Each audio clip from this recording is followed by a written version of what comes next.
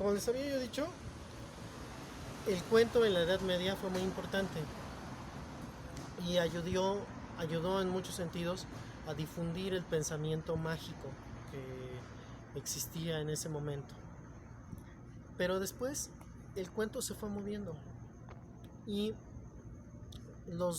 vamos a decirlo así, como se habla mucho de que los grandes representantes del cuento, ¿no? Son Edgar Allan Poe y Chekhov, pero esos serían los grandes maestros del cuento contemporáneo, bueno, del cuento moderno, por decirlo de algún modo. Pero si nos vamos un poco más para atrás, por ejemplo, vamos a darnos cuenta que uno de los grandes representantes del cuento es Hoffmann, este escritor de origen alemán, que por ejemplo escribiera una de las obras que influenció por ejemplo a Freud para trabajar con lo siniestro, ¿no?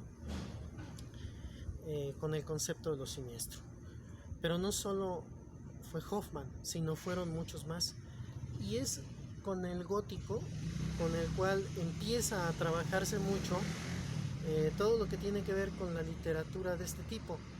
Y hay un cuento muy famoso del cual todo el mundo ha oído hablar, que justamente es un cuento que abre como nuevas posibilidades narrativas, por decirlo de algún modo, a este género. Y ese es, por ejemplo, el cuento del vampiro de Polidori. Los cuentos se van resignificando y se van utilizando.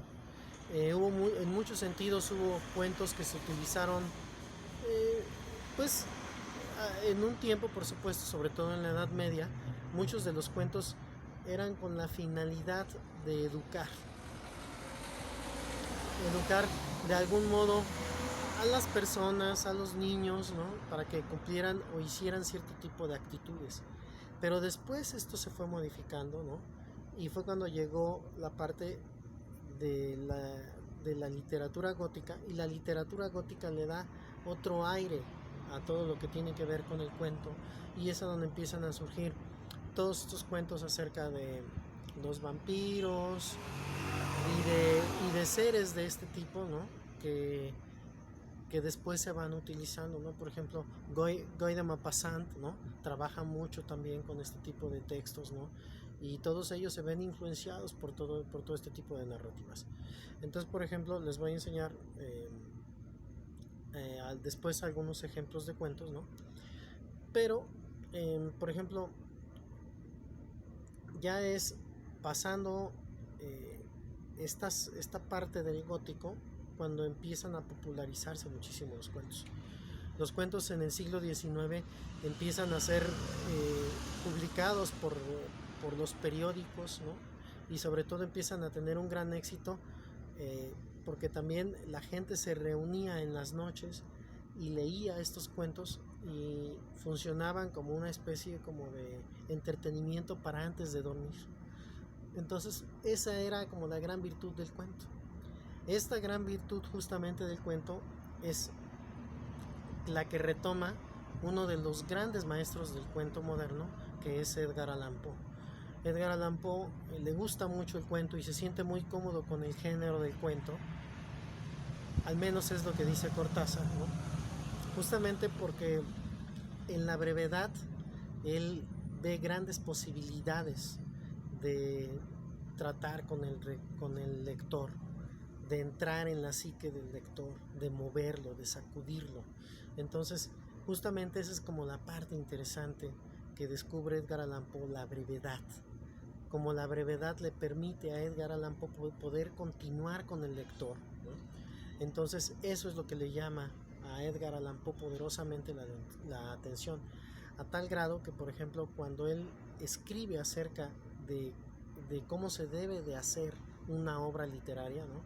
Edgar Allan Poe habla de la brevedad, de que la brevedad es muy importante porque justamente la brevedad es lo que le permite, Edgar Allan Poe lo llama la unidad de impresión, es decir, que una persona pueda leer un texto sin tener que suspender la lectura, y eso le permite comprimir, ¿no? Recibir. A eso es a lo que le llama la unidad de impresión, y entonces el lector se queda con la impresión justo de lo que quiere dar a comprender el escritor. Y por eso es que no le gustaban las novelas a Edgar Allan Poe, porque Edgar Allan Poe decía, ¿no?, que con las novelas el lector está obligado a dejar la lectura, y entonces esto le impide al lector continuar con el ritmo que ya logró el escritor. Eso es lo que Edgar Allan Poe denominaba la unidad de impresión. Ahora, hay otro muy buen escritor contemporáneo de Edgar Allan Poe que trabaja justo por ese momento, y ese es Anton Chekhov. Chekhov es un maestro del cuento, pero a diferencia de Edgar Allan Poe, Chekhov descubre en el cuento como la capacidad de poder narrar pequeñas historias a lo largo de su vida. Chekhov es médico, es un médico que se dedica a viajar por grandes extensiones de todo lo que en aquel momento era una Rusia colapsada que se estaba reconfigurando, ¿no? Y justo en este momento es a donde Chekhov, como con su profesión de médico, va justamente recopilando todas estas historias, ¿no?, a tal grado que él encuentra en el cuento la mejor manera de expresar estas pequeñas historias que en otro lado no podría ser. Por eso es que le fascinaba a Chekhov el cuento. Y tal es el ejemplo, por ejemplo, del cuento de Tristeza, que es un cuento que nosotros vamos a ver y vamos a analizar. Este cuento en particular le permite a Chekhov manejar una situación, vamos a decirlo así, como que le llama a él la atención y que no podría haberlo hecho en una novela, por ejemplo, ¿no? Ahora, Chekhov tiene grandes cuentos de todos tipos, y un cuento muy conocido de Chekhov, por ejemplo, es La dama y el perrito, que es un cuento que habla acerca del adulterio, pero no lo maneja de la misma manera que lo maneja Tolstoy en Ana Karenina, sino lo maneja de otra forma. Es muy interesante por eso el tratamiento que hace Chekhov de sus textos. En ese sentido, esta es la parte, vamos a decirlo así, como importante antes de llegar a lo que va a ser el siglo XX. Ya después ya vienen escritores de muchos lados que empiezan a trabajar con el cuento, a tratar con el cuento, y uno de ellos, por ejemplo, es Scott Fitzgerald. Fitzgerald es otro gran narrador, y uno de esos cuentos, por ejemplo, seguramente ustedes lo han visto, ¿no? Es el cuento de Benjamin Button. Entonces, el extraño caso de Benjamin Button, se los voy a mostrar porque aquí lo traigo. Por ejemplo, es un cuento, es un libro de cuentos muy interesante, ¿no? Y todos estos relatos de Scott Fitzgerald son total y absolutamente una belleza, ¿no? Hay muchos autores que trabajaron con el cuento.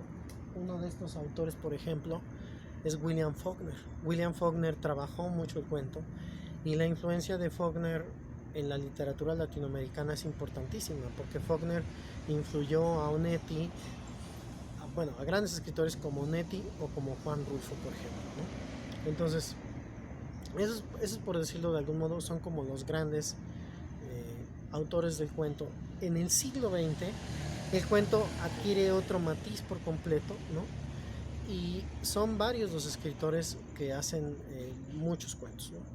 Por ejemplo, uno de los grandes escritores del cuento italiano es Pavese, ¿no? Pavese tiene un cuento extraordinario que se llama Los Suicidas, ¿no?, que es un cuento maravilloso, a donde justamente Pavese explora como un tipo de narrativa que no se puede explorar de otra manera. Para las vanguardias y para los autores de vanguardia, el cuento fue maravilloso en ese sentido, justamente por eso, porque les permitía jugar con todo ese tipo de situaciones. Pues les permitía jugar lúdicamente con el estilo, etcétera, etcétera, ¿no?